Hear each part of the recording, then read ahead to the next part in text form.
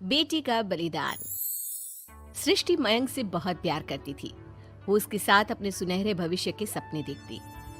लेकिन जब ये बात उसके माता पिता को पता चलती है, सृष्टि, तुम घर वापस आ जाओ, कोई जरूरी काम है। पर माँ, कल मेरा ऑफिस है, मुझे छुट्टियों के लिए अप्लाई करना होगा। नहीं, इतना वक्त नहीं है, बस तुम आ जाओ जल्दी से। सृष्टि घर आती है तो पहले से ही कुछ लोग घर में बैठे होते हैं। वो लोग सृष्टि को देखने आए होते हैं। उसी में एक लड़का भी होता है, साहिल। मुझे सृष्टि पसंद है, मैं शादी के लिए हाँ करता हूँ।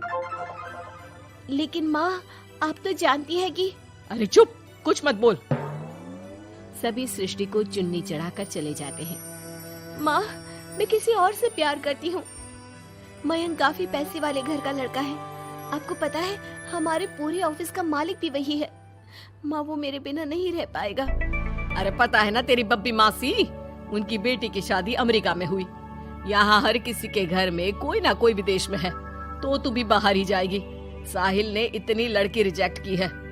अब तू हाँ बोल दे तो शादी के लिए वो लोग तैयार ही है, क्योंकि वो लोग सिर्फ 10 दिन के लिए ही आए हैं इंडिया में। कैसी बात कर रही हो माँ, मुझे एक बार तो ऑफिस जाना ही होगा।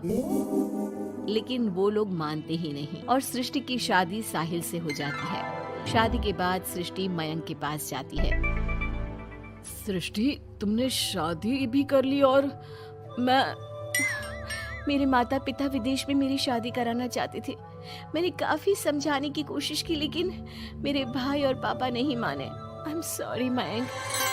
अरे तो मैं विदेश में कहीं शिफ्ट हो जाता यार, इतने सारे बिजनेस है मेरे।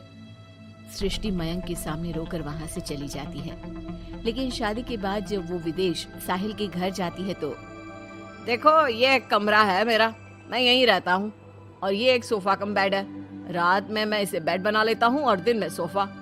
और देखो, मैं ज्यादा कमाता नहीं हूँ, तो तुम्हें भी मेरी मदद करनी होगी फाइनेंशियली।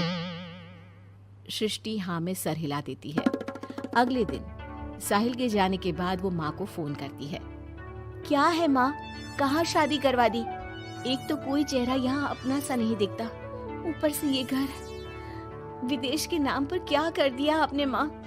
साहिल यहाँ सेटल भी नहीं है। मयंक के तो कितने बिजनेस थे, आलीशान बंगला, नौकर चाकर।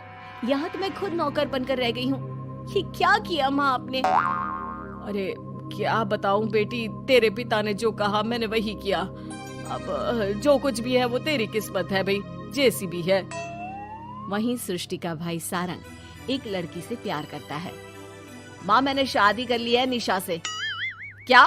शादी कर ली? और वो भी निशा से? अरे उसके माँ बाप तो नहीं मान रहे थे ना। भाग्य की है माँ, अब वो अपने घर में और मैं अपने घर में। और कैसी बात कर रहा है? उसके पिता तो बड़े कमिश्नर है, उठाकर जेल में डाल देंगे तुझे। तभी तो किया है पापा। और ऐसे कैसे डाल देंगे जेल में? लड़की उनकी भी बालिग है। अरे पर बेटा, वो लड़की ठीक नहीं है।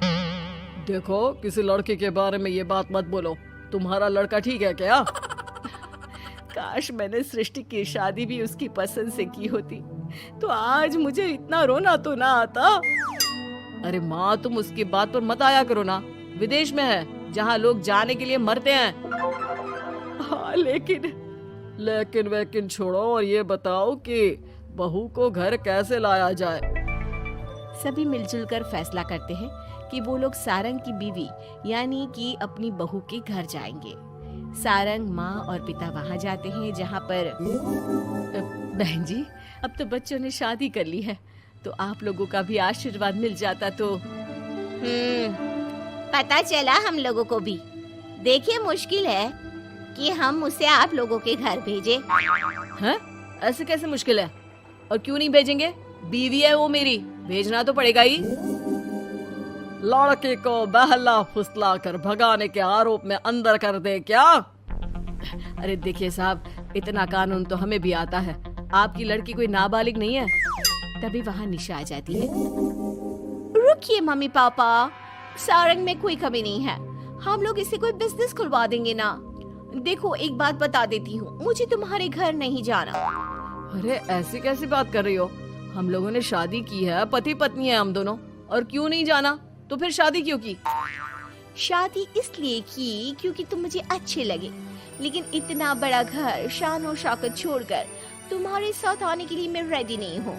एक तो तुम्हारा घर जिस मोहल्ले में है वो मोहल्ला बहुत खराब है, वहीं से शायद हमारी काम वाली भी आती है ना माँ? हाँ हाँ, इन्हीं लोगों के पीछे वाली गली से आती है कमला। देखो सारंग, पापा हम लोगों को आराम से पॉश कॉलोनी में फ्लैट दिला देंगे, काम भी शुरू करवा देंगे, तो तुम हम लोगों के साथ रहो। रही बात माँ पापा की तुम्हारे, तो रोका किसने है? साल में होली दिवाली मनाने हम जाया करेंगे ना उनके घर। सारंग अपनी माँ पापा से कहता है, माँ मुझे निशा की बात ठीक लग रही है, वैसे भी आप लोगों के साथ तो पूरी लाइफ स्ट्रगल ही करता रहूंगा। अरे कैसी बात कर रहे हो सारंग, हम लोग यहाँ बहू लेने आए थे, बेटा देने नहीं। अब देखिए जो होना था वो तो हो गया, अब तो आप सारंग को यहीं छोड़ दीजिए और विदाई लीजिए। हाँ हाँ माँ, मैं अब यहीं रहूंगा, आप लोग जाओ, मैं अब उस मोहल्ले में नहीं आने वाला। सारंग के माता पिता वहां से चले जाते हैं। अब जब भी माँ सारंग को फोन करती तो या तो वो फोन काट देता या उठाता ही नहीं। एक बार सारंग के माता पिता काफी बीमार होते हैं कि तभी उन लोगों के पास सृष्टि का फोन आता है। कैसी हो माँ? तबीयत ठीक नहीं लग रही है। तुम्हें और पापा को कुछ हुआ है क्या? अरे बेटा 2 दिन हो गए हम लोग कमरे में बंद है, कोई डॉक्टर के पास ले जाने वाला तक नहीं है। हाँ माँ, मैंने सारंग को फोन किया था लेकिन उसने कहा। अरे वो तो बात तक नहीं करता, पैसे वाला हो गया है ना। रुको माँ, मैं कुछ करती हूँ, आप दोनों तैयार हो जाओ। थोड़ी ही देर में उन लोगों की डोरबेल बजती है। माँ दरवाजा खुलती है तो सामने एक हैंडसम सा लड़का लंबी कार लेकर खड़ा होता है। मयंक हो ना तुम बेटा? मयंक उन दोनों के पैर छूता है और डॉक्टर के पास ले जाता है। डॉक्टर, मैं आप लोगों को अंकल आंटी के घर का पता दे दूंगा, आप इन लोगों के घर हफ्ते में एक बार जाकर रूटीन चेकअप कराना।